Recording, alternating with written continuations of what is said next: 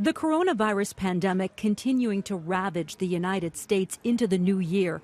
For 31 consecutive days, more than 100,000 Americans have been hospitalized with the virus, the number of cases doubling to 20 million in just 8 weeks.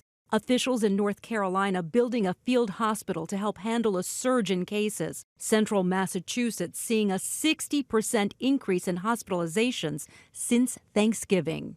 Just over the past 3 days, we've surpassed the number of patients in the hospital that we saw in the spring. California's healthcare system buckling, many hospitals at or nearing capacity, ambulances waiting hours to offload patients.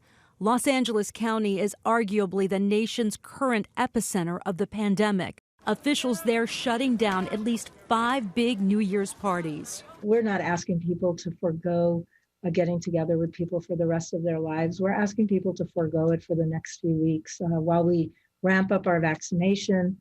Nationwide, only about 4.2 million Americans have been vaccinated so far, falling short of the Trump administration's goal of 20 million by the new year.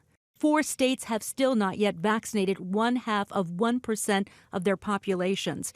In Knox County, Ohio, half the health department and 60% of EMS workers opted to forego vaccination for now.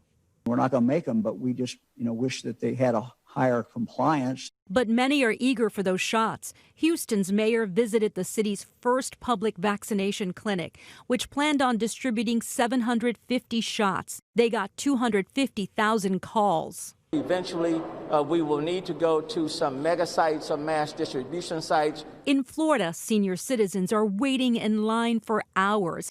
Christine Sloan, ABC News, New York.